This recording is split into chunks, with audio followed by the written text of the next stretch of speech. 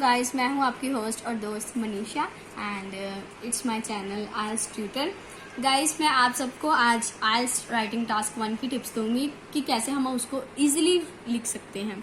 So guys, let's start. Okay, first of all we have to write introduction.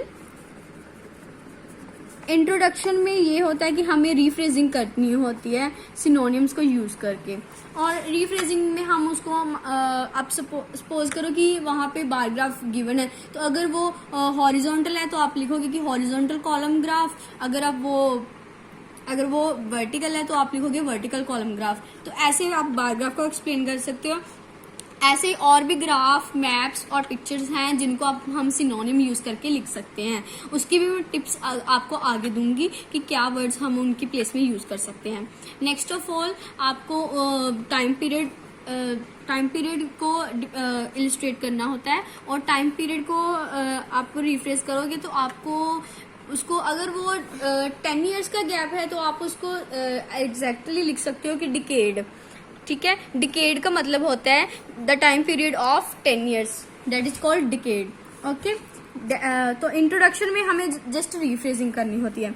After that overall में हमें अपने पूरे task में से ये देखना होता है कि डोमिनेटिंग फैक्टर कौन सा है, मतलब कि कौन सा फैक्टर है जो डोमिनेट कर रहा है, अलग दिख रहा है, कि जहाँ तो वो सबसे ज्यादा है, जहाँ उसमें फ्लक्चुएशन ज्यादा है, जहाँ फिर वो उसमें जो है वो जो डिफरेंसेस है वो कम आए हैं ड्यू टू इंस्ट्रक्शंस या कंस्ट्रक्शंस, आप कुछ भी कह सकते हो।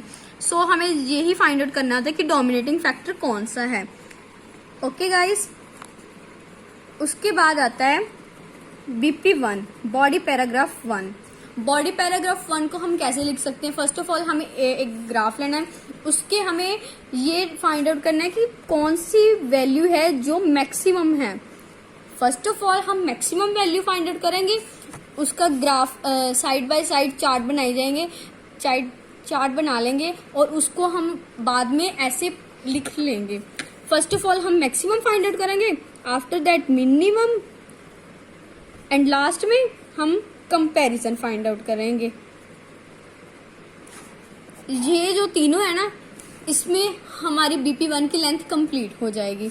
ये 50 वर्ड्स का लिख लो, ये भी 50 वर्ड्स का, और अगर ये भी 50 वर्ड्स और 60 वर्ड्स में लिखोगे तो आपकी इजीली लेंथ जो है, जो हमारी लेंथ की डिमांड है, वो इजीली कंप्लीट हो जाएगी।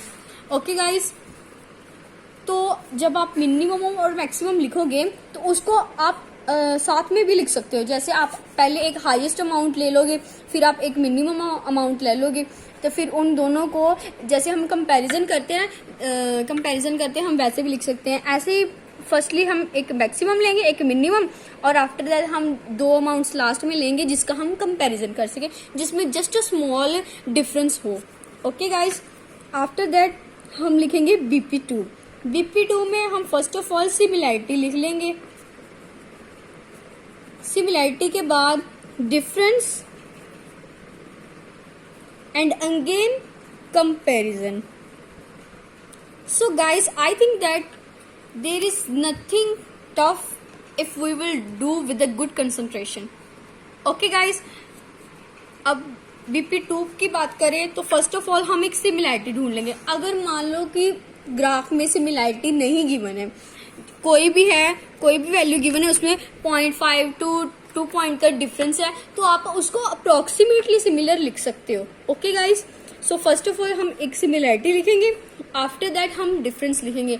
अगर मान लो कि उसमें बहुत ज्यादा डिफरेंस है, even that's half of the first one, कि वो जो पहले वाला है उसका हाफ है, तो आप उसको भी ले सकते हो।